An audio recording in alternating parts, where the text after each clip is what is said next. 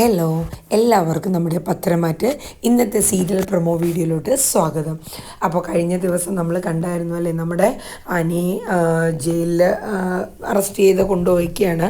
അപ്പോൾ മജിസ്ട്രേറ്റിൻ്റെ അടുത്ത് കൊണ്ടുപോയി ജാമ്യം എടുക്കാൻ നോക്കുമ്പോൾ അതെന്തായാലും നേരിട്ട് മിക്കവാറും നമുക്ക് ജാമ്യം നിഷേധിക്കാനേ സാധ്യതയുള്ളൂ എന്ന് പറഞ്ഞ് നമ്മുടെ സച്ചിദാനന്ദൻ പതുക്കെ വണ്ടി തിരിച്ചു വിടുകയാണ്. അപ്പോൾ തിരിച്ചു കൊണ്ടുവന്നിട്ട് നന്ദുവിനെ കൂടുതലും ഇതിൽ ഉൾപ്പെടുത്താണ്ട് നന്ദുവിനെ വേറെ കേസിലോട്ടൊക്കെ മാറ്റി പതുക്കെ സച്ചിദാനന്ദൻ ന്യൂട്രലിൽ ഓരോ നമ്പർ അടിച്ചുകൊണ്ടിരിക്കുകയാണ്. അപ്പോൾ ഇന്നിപ്പോൾ വരാൻ പോകുന്ന സീൻ എന്നാന്ന് വെച്ചാൽ നമ്മുടെ സക്രിയും സച്ചിദാനന്ദനും കൂടെ സംസാരിക്കുകയാണ്. സാറേ സക്കറിയ പറയാണ്, സാറേ എന്നാലും നന്ദു മേഡത്തിനെ ഫ്രണ്ടിലിരുത്തിയാൽ മതിയായിരുന്നു. ഇവർ കണ്ണോട് നോക്കി പ്രേമം കൈമാറുന്ന ആ ഒരു സോങ്ങൊക്കെ പാടി സക്രിയെ ഒന്നും മൂപ്പിച്ചു കൊടുക്കുകയാണ്. അപ്പം നമ്മുടെ സച്ചി പറയും, ഇല്ലടോ ഞാൻ ഫുൾ ടൈം അവരുടെ അടുത്ത് സംസാരിച്ചുകൊണ്ട് അവരങ്ങനെ അതിലേക്ക് കൂടുതൽ ശ്രദ്ധ കേന്ദ്രീകരിക്കുക. സാർ എന്താ ഈ പറയണേ? അവർക്ക് കണ്ണും നോക്കി അവരെ പ്രേമം കൈമാറാൻ പറ്റൂല എന്നൊക്കെ പറയുന്നുണ്ട്. എടോ താൻ വിചാരിക്കും പോലെ അല്ല, നന്ദുവിന് വിഷമമുണ്ട്, സമ്മതിച്ചു. പക്ഷേ താൻ വിചാരിക്കും പോലെ അങ്ങനത്തെ ഒരു ബന്ധമൊന്നും നന്ദുവിനില്ല എന്നൊക്കെയാണ് നമ്മുടെ സച്ചി പറയുന്നത്. അപ്പോൾ വീട്ടിൽ അനന്തപുരി തറവാട്ടിൽ മുത്തച്ഛനും മുത്തശ്ശിയും ഇല്ലാത്തൊരു അവസ്ഥയാണ്. അപ്പോൾ ആ സമയത്ത് നമ്മുടെ ജലജയും ജാനകിയും നമ്മുടെ ദേവയാനിയും കൂടെ സംസാരിക്കുകയാണ്. അപ്പോൾ ജാനകി പറയുന്നുണ്ട്, ഇത്രയും എൻ്റെ മോന് ഈ ഒരു അവസ്ഥ വന്നിട്ട് കൂടി ഒരാൾ പോലും എൻ്റെ മോന് വേണ്ടി ഒന്നും ചെയ്യുന്നില്ല. അവൻ ഏറ്റവും കൂടുതൽ സ്നേഹിക്കുന്ന സ്വന്തം വല്യമ്മ പോലും. അപ്പോൾ ദേവയാനി പറയുന്നുണ്ട്, എനിക്ക് ചെയ്യാൻ പറ്റുന്നതൊക്കെ ഞാൻ ചെയ്യും, അവനെ ഞാൻ ഒരിക്കലും ജയിലിൽ കിടത്തില്ല ജാനകി എന്ന് നമ്മുടെ ദേവയാനി പറയുന്നുണ്ട്. അതാണോ എൻ്റെ മോൻ ഈ കിടക്കുന്നത്? ഇതിനെല്ലാം കാരണക്കാരി ഏട്ടത്തിയുടെ മരുമോള് തന്നെയാണ്. നയന എന്തു ചെയ്തു എന്നാണ് നീ ഈ പറയണത്? അവൾ ഈ വീട്ടിൽ കാലെടുത്ത് വച്ചത് പിന്നെയാണ് ഈ കഷ്ടപ്പാടുകൾ അവൾ അനിയത്തി വന്നതും എൻ്റെ മോൻ ഈ ഗതികേടൊക്കെ വന്നത് എന്നൊക്കെ നമ്മുടെ ജാനകി പറയുന്നുണ്ട്. അതിൻ്റെ കൂടെ നിന്ന് നമ്മുടെ ജലജയും ഒട്ടും മോശമില്ലാത്ത രീതിയിൽ ഓരോന്ന് കുത്തിത്തിരിപ്പാക്കിക്കൊണ്ടിരിക്കുകയാണ്. അപ്പോൾ നമ്മുടെ ദേവയാനി പറയുന്നുണ്ട്, എന്തായാലും ഞാൻ സ്റ്റേഷൻ വരെ ഒന്ന് പോവാണ്, പോയിട്ട് എന്ത് കാര്യം ജലജ ചോദിക്കുകയാണ്. പോയതുപോലെ തിരിച്ച് വരാമെന്നുള്ളതേ ഉള്ളൂ. അപ്പോൾ ദേവയാനി പറയുന്നുണ്ട്, എന്തായാലും ഞാനൊന്ന് പോയി നോക്കട്ടെ, അവന് വേണ്ടിയിട്ട് ആരുടെ കാല് പിടിക്കാനും ഞാൻ തയ്യാറാണ് എന്ന് പറഞ്ഞ് ദേവയാനി പോവാൻ നിൽക്കുകയാണ്. അപ്പോൾ ജലജയ്ക്ക് അങ്ങോട്ട് ഇഷ്ടപ്പെടുന്നില്ല. എന്തൊരു സ്നേഹ എന്നുള്ളൊരു മട്ടിലുള്ള നോട്ടും ഒക്കെയാണ് കാണിക്കുന്നത്. അപ്പോഴും ജാനകിക്ക് കുറ്റം പറയാൻ ഒരേ ഒരാളേ ഉള്ളൂ. ആരാണ്? നമ്മുടെ നയനയാണ് ഇതിനെല്ലാം കാരണം. ഈ വീട്ടിൽ വിഷം കലർത്തി എന്ന് പറയുന്നത് ഏട്ടത്തിയുടെ മരുമോള് തന്നെയാണ്. ആ പാല് കാച്ചിയതും വിഷം ചേർത്തതും. നീ ആ കേസൊന്നും ഇനിയിപ്പോൾ കുത്തിപ്പോകണ്ട, അതിൻ്റെ സത്യാവസ്ഥയൊക്കെ തെളിഞ്ഞതാണ്. എൻ്റെ മരുമോളെ കുറ്റപ്പെടുത്താൻ നിൻ്റെ മരുമോളുടെ സ്വഭാവ ഗുണത്തെക്കുറിച്ചൊന്നും പറയല്ലേ എന്ന് ദേവയാനി പറഞ്ഞു കൊടുക്കുന്നുണ്ട് നമ്മുടെ ജാനകിയുടെ അടുത്ത്. അപ്പോൾ അത് കഴിഞ്ഞ് ജാനകി സ്റ്റേഷനിലോട്ട് പോകാൻ തയ്യാറാവുകയാണ്. അപ്പോൾ ആ സമയത്ത് നമ്മുടെ സക്കറിയ സ്റ്റേഷനിലെത്തി നമ്മുടെ ദേവയാനി. അപ്പോൾ സക്കറിയ വന്ന് പറയുന്നത്, നമ്മുടെ അനന്തപുരി തറവാട്ടിലെ ഈ അനിയുടെ വല്യമ്മ വന്നിട്ടുണ്ട്. അയ്യോ, നമ്മുടെ നയനേട്ടത്തിയുടെ അമ്മായിയമ്മയാണ്, നമ്മുടെ അഭിയേട്ടൻ്റെ ആദർശേട്ടൻ്റെ അമ്മയാണ്. താൻ ഇങ്ങ് അകത്തോട്ട് വരാൻ പറയാതെ തന്നെയായിരുന്നു പറയുന്നത്. കുറച്ച് ആദിത്യ മര്യാദയൊക്കെ കാണിക്കാം, നന്ദുവിൻ്റെ ഏട്ടത്തിയുടെ അമ്മായിയമ്മയാണല്ലോ എന്നൊക്കെ പറഞ്ഞ് നമ്മുടെ സച്ചിദാനന്ദൻ അതിലേക്കുള്ള തയ്യാറൊക്കെ ആയി നിൽക്കുകയാണ്. അപ്പോൾ നമ്മുടെ ദേവയാനി വന്നു ഇരിക്കാൻ പറഞ്ഞു. മേഡം ഇരിക്കൂ. അപ്പോൾ ദേവയാനി ചോദിക്കുന്നുണ്ട്, എന്താണ് കേസിൻ്റെ രീതി? ജാമ്യം കിട്ടില്ലേ? നിങ്ങൾക്ക് സ്റ്റേഷൻ ജാമ്യം പോലും കിട്ടില്ലേ? മാഡം എനിക്ക് അറിയാലോ, നന്ദു ഇവിടെ ഉണ്ടല്ലോ, പറ്റുന്ന എന്ത് ചെയ്യാൻ പറ്റിയാലും അനന്തപുരി തറവാട്ടിലെ പയ്യന് വേണ്ടിയിട്ട് ഞാൻ ചെയ്യും. കാര്യം നിങ്ങൾക്ക് അറിയാലോ, നന്ദുവിനെ ഞാൻ വിവാഹം ആലോചിക്കണം. അപ്പോൾ നന്ദുവിൻ്റെ ചേച്ചിയുടെ ഹസ്ബൻഡിൻ്റെ അനിയനെന്ന് പറയുമ്പോൾ എൻ്റെ അനിയനും കൂടെ ഇല്ല. അപ്പോൾ ഞാൻ എന്തായാലും അത് ചെയ്യാണ്ടിരിക്കുമോ? മജിസ്ട്രേറ്റിൻ്റെ അവിടെ കൊണ്ടുപോയി കഴിഞ്ഞാൽ മിക്കവാറും 15 ദിവസം റിമാൻഡിലേക്ക് ചെയ്യുമല്ലോ. അതുകൊണ്ട് ഇതിൽ ഞാൻ ആലോചിച്ചിട്ട് ഒരു പോംവഴിയേ കാണുന്നുള്ളൂ. അപ്പോൾ ദേവയാനി ചോദിക്കുന്നുണ്ട്, എന്താണ് അത്? ഏറ്റവും ബെറ്റർ ഇത് വെളിയിൽ വെച്ചൊരു കോംപ്രമൈസ് എടുക്കുക എന്നുള്ളതാണ്. അതായത് ഈ പെൺകുട്ടി നാളെ കോടതിയിൽ വരാൻ പാടില്ല. അങ്ങനെയാണെങ്കിൽ പിന്നെ നമുക്ക് ജാമ്യം കിട്ടും. പക്ഷേ എങ്കിലും കേസ് അവിടെ തീരുന്നില്ല കേട്ടോ മാഡം എന്ന് നമ്മുടെ സച്ചി പറയുന്നുണ്ട്.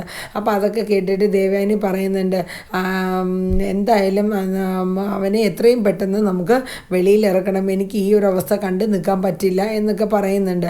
ഞാൻ എന്തായാലും അനീനെ ഒന്ന് കണ്ടോളൂ. അതിനെന്താണ് മാഡം, കണ്ടോളൂ, എനിക്ക് ചെയ്യാൻ പറ്റുന്നതൊക്കെ ഞാൻ ചെയ്യുന്നുണ്ട് കേട്ടോ മാഡം, ഒന്നും തോന്നരുത്. ഇല്ല കുഴപ്പമില്ല, നിങ്ങൾക്ക് നിങ്ങളുടെ ഡ്യൂട്ടി ചെയ്യാണ്ടിരിക്കാൻ പറ്റില്ലല്ലോ. നന്ദുവിനാണെങ്കിലും നമുക്കിത് മേളിൽ നിന്നുള്ള പ്രഷർ ആയതുകൊണ്ട് ഒന്നും ചെയ്യാൻ പറ്റില്ല മാഡം, അതാണ് എന്നൊക്കെ നല്ല സോഫ്റ്റായിട്ട് തന്നെ നമ്മുടെ സച്ചി സംസാരിക്കുന്നുണ്ട്. അത് കഴിഞ്ഞ് നമ്മുടെ ദേവയാനി നമ്മുടെ അനിയെ കാണാൻ പോവാണ്. കണ്ടിട്ട് ദേവയാനിക്ക് നേരെ നോക്കാൻ പോലും കഴിയുന്നില്ല. കാരണം ഇത്രയും അവർ ആ ഒരു കുടുംബത്തിലൊരു മകനല്ലേ. അപ്പോൾ ആ ഒരു ജയിലിൽ ഇങ്ങനെ കിടക്കുകയാണ് ചെന്നപ്പോൾ. അപ്പോൾ അവൻ ദേവയാനിയെ കണ്ടപ്പോൾ തന്നെ അനി ചാടി എഴുന്നേക്കണേ. ഇല്ല അപ്പച്ചി, ഇല്ല വല്യമ്മ, ഞാൻ വേറൊന്നുമല്ല, കുറച്ച് നേരം ഇരിക്കുകയും നിൽക്കുകയൊക്കെ ചെയ്തു. അപ്പോൾ വല്യമ്മ എന്തിനാ ഇങ്ങോട്ട് വന്നത്, അതുകൊണ്ട് ഒന്ന് കിടന്നതാന്നൊക്കെ പറയുന്നുണ്ട്. എന്തവസ്ഥയാണ് മോനെ, ഇതെനിക്ക് കണ്ടു നിൽക്കാൻ പറ്റുന്നില്ല. എന്തായാലും വേണ്ടില്ല, ഞാൻ ആരുടെ കാല് പിടിച്ചിട്ടാണെങ്കിലും നിനക്ക് ജാമ്യം കിട്ടാനുള്ള വകുപ്പ് നോക്കട്ടെ. വല്യമ്മ എന്താ ഈ പറയണേ? എനിക്ക് വേണ്ടിയിട്ട് അതും അവളുടെ കാല് പിടിക്കണം. എന്തിനാ മോനെ നീ അവളെ തല്ലാൻ പോയത്? അവൾ ഇതിനൊരു സീൻ ഉണ്ടാക്കാൻ വേണ്ടി നിൻ്റെ അടുത്ത് അടി മേടിക്കാൻ വേണ്ടി തന്നെ വന്നതാണ്. കാര്യം അവർക്കൊരു കേസ് കൊടുക്കാൻ വേണ്ടി. വല്യമ്മ ഞാൻ വ്യക്തമായിട്ട് പറഞ്ഞതാണ്. ഇവിടെ ആദർശേട്ടനും നയനീച്ചയൊക്കെ വന്നായിരുന്നു. അടിക്കാനുണ്ടായ കാരണമൊക്കെ ഞാൻ അവരുടെ അടുത്ത് വ്യക്തമായി പറഞ്ഞു. ആരായാലും അടിച്ചു പോവും വല്യമ്മ എന്നൊക്കെ അനി പറയുന്നുണ്ട്. അവളുടെ മുന്നിൽ ചെന്ന് വല്യമ്മ കാല് പിടിക്കാനോ സംസാരിക്കാനോ ഒന്നും നിൽക്കരുത്, എനിക്കത് ഇഷ്ടമല്ല. ഞാൻ ജയിലിൽ പോയാലും ശരി വല്യമ്മ അങ്ങനെ ചെയ്യരുതെന്ന് നമ്മുടെ അനി റിക്വസ്റ്റ് ചെയ്യണം. എന്തായാലും മോനെ, എനിക്ക് ഈ ഒരു അവസ്ഥ കണ്ടു നിൽക്കാൻ പറ്റുന്നില്ല, ഞാൻ പോവാണ്. ഞാൻ എന്താ ചെയ്യാൻ പറ്റുന്നതെന്നൊക്കെ നോക്കട്ടെ. നന്ദുവിനെ ഇതുവരെ കണ്ടില്ല, ഒന്ന് പോയി കാണട്ടെ, നന്ദു എന്താ പറയുന്നതെന്ന് നോക്കട്ടെ എന്ന് ദേവയാനി പറയുന്നുണ്ട്. അങ്ങനെ ദേവയാനി അടുത്ത് നന്ദുവിനെ കാണാൻ പോയി. അപ്പോൾ നന്ദു പറയുന്നുണ്ട്, പിന്നെ ആൻറ്റി നമുക്കൊന്നും ചെയ്യാൻ പറ്റാത്ത ഒരു സിറ്റുവേഷനാണ്. പിന്നെ വേണുവിൻ്റെ കേസ് ഞാൻ ചില പരിപാടികളൊക്കെ പ്ലാൻ ചെയ്തിട്ടുണ്ട്. അതായത് വേണ്ട സ്ഥലത്ത് നിന്നൊക്കെ കടം വാങ്ങി കൂട്ടിയിട്ടുണ്ട്. അതിലേതെങ്കിലും ഒരാളുടെ ഒരു കംപ്ലയിൻറ്റ് എഴുതി മേടിപ്പിച്ചിട്ട് അവനെ കൊണ്ടുവന്ന് ഞാൻ ജയിലിലിട്ട് കൊടുത്താലോ എന്ന് ആലോചിക്കുന്നുണ്ട്. മോളെ, അതൊക്കെ ചെയ്തിട്ട് കാര്യമില്ലല്ലോ. നമ്മുടെ അനിക്ക് ജാമ്യം കിട്ടാൻ സ്റ്റേഷൻ ജാമ്യം പോലും കിട്ടുന്നില്ലല്ലോ. അല്ല ആൻറ്റി, അത് വേറൊന്നുമല്ല, മേളിൽ നിന്ന് നല്ല പ്രഷറുണ്ട്. നമ്മുടെ CA സാറ് പറയുന്നത് ആ രീതിയാണ്. സത്യമാണോ എന്ന് എനിക്കറിയില്ല എന്നൊക്കെ നമ്മുടെ നന്ദു സങ്കടപ്പെട്ട് പറയുന്നുണ്ട്. എനിക്ക് ഈ ഒരു അവസ്ഥ എനിക്ക് ഒട്ടും ഹാൻഡിൽ ചെയ്യാൻ പറ്റുന്ന ഒരു കാര്യമില്ല. എൻ്റെ മാനസികാവസ്ഥ വളരെ ബുദ്ധിമുട്ടാണ്. എനിക്ക് സ്റ്റേഷനിൽ ഇരുന്നു കൊണ്ട് ഈ ഒരു സിറ്റുവേഷൻ കാണുന്ന ഒരു അവസ്ഥ. അപ്പോൾ ആൻറ്റി അത് മനസ്സിലാക്കണം. മോളെ, എനിക്ക് മനസ്സിലായി, നിങ്ങളുടെ ഡ്യൂട്ടി ചെയ്യുന്നതാണ്. അപ്പോൾ ഇതിൽ ഏറ്റവും ബെറ്റർ ഇനി വെളിയിൽ നിന്നൊരു കോംപ്രമൈസിന് തയ്യാറാവുക എന്നുള്ളതാണ്. ഇനിയിപ്പോൾ കോമ്പൻസേഷൻ കൊടുക്കേണ്ടി വന്നാലും ശരി. ആൻറ്റി എന്താ ഈ പറയണത്? അവളെ മുമ്പിൽ പോകാനോ, അവരുടെ മുമ്പിൽ പോയി കൈ തൊഴാനോ എനിക്ക് എന്താ പറ്റി? അതിൻ്റെ ആവശ്യമൊന്നുമില്ല. അല്ലാണ്ട് നമുക്ക് ഇതിന് വേറൊരു സൊല്യൂഷൻ ഞാൻ നോക്കിയിട്ട് കാണുന്നില്ല മോളെ. കേസ് എങ്ങനെയെങ്കിലും പിൻവലിച്ചാലല്ലേ എനിക്ക് ജാമ്യം കിട്ടത്തുള്ളൂ. അല്ലാണ്ട് ജയിലിൽ വിടാനാണോ? ആ ഒരു അവസ്ഥയെക്കാട്ടിലും നിനക്കറിയാലോ, അച്ഛനും അമ്മയും വീട്ടിലില്ല. അതുകൊണ്ട് നമുക്കിത് പറ്റുന്ന കേസല്ല. അച്ഛന് കാര്യം വയ്യായിക മാറി എങ്കിലും എന്തെങ്കിലും പെട്ടെന്ന് ഇങ്ങനെയുള്ള വാർത്തകളൊക്കെ കേട്ട് കഴിഞ്ഞാൽ താങ്ങാൻ പറ്റില്ല. അതുപോലെ തന്നെയാണ് അമ്മയ്ക്കും. അതുകൊണ്ട് ഇത് എത്രയും പെട്ടെന്ന് അവർ വരുന്നതിന് മുന്നേ സോൾവ് ചെയ്ത് വിടണം എന്ന് നമ്മുടെ ദേവയാനി പറയുന്നുണ്ട്. അപ്പോൾ ഇതിലിപ്പോൾ പ്രത്യേകിച്ച് ഇനി നമുക്ക് കേസ് തള്ളിപ്പോകുന്ന രീതിക്ക് എന്തെങ്കിലും ചെയ്യണമെന്ന് നമ്മുടെ നന്ദു പറഞ്ഞിട്ട് ദേവയാനി അവിടെ നിന്ന് ഇറങ്ങുകയാണ്. ദേവയാനി നേരെ പോകുന്നത് പിന്നെ നമ്മുടെ അനാമികയുടെ അടുത്താണ്. അവിടെ ചെന്നപ്പോൾ കാണാം അനാമികയുടെ അമ്മ ഇത് ആരാണ്, എന്താണ് ഇങ്ങോട്ടെന്നൊക്കെ ചോദിക്കുകയാണ് ദേവയാനിയോട്. അപ്പോൾ വേണുവും വരുന്നുണ്ട്. വേണു വന്നിട്ട് നിങ്ങളെ ഞങ്ങൾ ഇങ്ങോട്ട് ക്ഷണിച്ചില്ലല്ലോ, പിന്നെ എന്താണ്? ക്ഷണിച്ചില്ല എങ്കിലും ഞാൻ എൻ്റെ മോന് വേണ്ടിയിട്ട് വന്നതാണ്. അപ്പോൾ അനാമിക, ഓ കണ്ടില്ല, അമ്മയെക്കാട്ടിൽ സ്നേഹമാണ് വല്യമ്മക്ക്. ആരെന്ത് കേസുമായിട്ട് വന്നിരുന്നാലും ശരി, ഒരു കോംപ്രമൈസിന് വേണ്ടിയിട്ടാണെങ്കിൽ ഇവിടെ നടക്കില്ല. നിങ്ങൾക്ക് എന്തെങ്കിലും കോമ്പൻസേഷൻ തന്നിട്ടാണെങ്കിലും ശരി, നിങ്ങൾ ഇതിൽ നിന്ന് പിന്മാറണം എന്ന രീതിയിൽ നമ്മുടെ ദേവയാനി സംസാരിക്കുകയാണ്. പക്ഷേ അപ്പോൾ വേണുവിൻ്റെ ഒക്കെ മനസ്സിൽ അങ്ങോട്ട് സന്തോഷം, കോമ്പൻസേഷൻ കണ്ടില്ലേ. അപ്പോൾ അവർ പറയണത് എന്ത് വിട്ടുവീഴ്ചയ്ക്ക് ഞങ്ങൾ തയ്യാറല്ല. കാരണം നിങ്ങളുടെ മകൻ അടിച്ച എൻ്റെ മകളുടെ മുഖത്തെ പാട് ഇനി പോയിരുന്നാലും ശരി, ഞങ്ങളുടെ മനസ്സിൽ നിന്ന് ആ പാട് പോവില്ല. കാരണം അവനെ ഞങ്ങൾ ജയിലിൽ കയറ്റും, അവൻ ജയിലിൽ കിടക്കേണ്ടവനാണ്, അതിനു വേണ്ടി ഞങ്ങൾ എന്തും ചെയ്യും. അപ്പോൾ ദേവയാനി പറയും അങ്ങനെ ജയിലിൽ കിടക്കേണ്ട ഒരു പയ്യനല്ല അനി എന്നുള്ള രീതിയിൽ നമ്മുടെ ദേവയാനി സംസാരിക്കുകയാണ്. അപ്പോൾ അവരെന്ത് ചെയ്താൽ അടുക്കുന്നില്ല. അപ്പോൾ നമ്മുടെ വേണു പറയുന്നുണ്ട്, ഒരു കാര്യം ചെയ്യും, ഞങ്ങളുടെ വക്കീൽ നന്ദകുമാറുണ്ട്, അപ്പോൾ ആ നന്ദകുമാറുമായിട്ട് നിങ്ങളൊന്ന് സംസാരിച്ച് നോക്കൂ, അദ്ദേഹം എന്താണെന്ന് വെച്ചാൽ പറയും. പക്ഷേ ഞങ്ങൾ എന്തായാലും ഇതിൽ നിന്ന് പിന്മാറുന്ന പ്രശ്നമില്ല എന്നുള്ളത് തീർത്തു പറയുന്നുണ്ട് വേണു. അപ്പോൾ നമ്മുടെ ദേവയാനി ചോദിക്കുന്നുണ്ട്, എവിടെയാണ് നിങ്ങളുടെ വക്കീലിൻ്റെ ഓഫീസ് എവിടെയാണ് എന്നുള്ളത് ചോദിക്കേണ്ടത്. ഇനി അത് ഞങ്ങൾ പറയണം, ചെന്നാൽ മതി, അറിയപ്പെടുന്ന വക്കീൽ തന്നെയാണ് അഡ്വക്കേറ്റ് നന്ദകുമാർ, ചെന്ന് അന്വേഷിച്ചാൽ മതി. ശരി ആയിക്കോട്ടെ എന്ന് പറഞ്ഞ് പറഞ്ഞ് നമ്മുടെ ദേവയാനി അവിടെ നിന്ന് ഇറങ്ങുന്ന ഒരു സീനാണ്.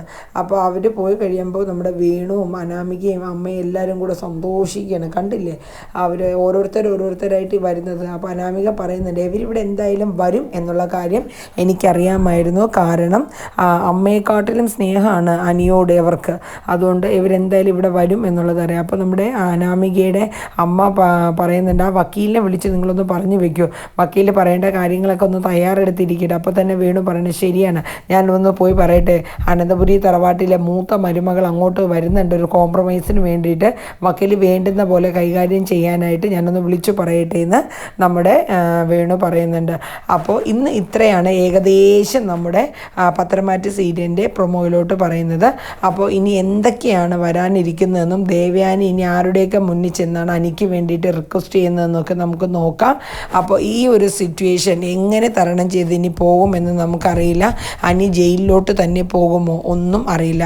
അപ്പോൾ വരും ദിവസങ്ങളിൽ ഇതിൻ്റെ എത്രത്തോളം ട്വിസ്റ്റ് നീണ്ട എപ്പിസോഡുകളായിരിക്കും എന്ന് നമുക്ക് നോക്കാം. ഓരോ ദിവസത്തെയും പ്രൊമോ വീഡിയോ ഞാൻ നിങ്ങളുടെ മുന്നിലിടുന്നതാണ്. അപ്പോൾ എല്ലാവരും നമ്മുടെ വീഡിയോസൊക്കെ ഒന്ന് കണ്ട് സപ്പോർട്ട് ചെയ്യണം. എല്ലാവരും ലൈക്കും ഷെയറും നിങ്ങളുടെ വിലയേറിയ അഭിപ്രായങ്ങളൊക്കെ കമൻറ്റും അപ്പോൾ അതിനോടൊപ്പം ഹൈപ്പും കൂടെ ചെയ്യുക. ചാനൽ ഇതുവരെ സബ്സ്ക്രൈബ് ചെയ്തിട്ടില്ലെങ്കിൽ ദയവായി എല്ലാവരും നമ്മുടെ ചാനലൊക്കെ ഒന്ന് സബ്സ്ക്രൈബ് ചെയ്യുക. അപ്പോൾ ഇന്ന് ഇത്രയേ ഉള്ളൂ. അതുവരേക്കും Tata, bye bye, take care, thank you.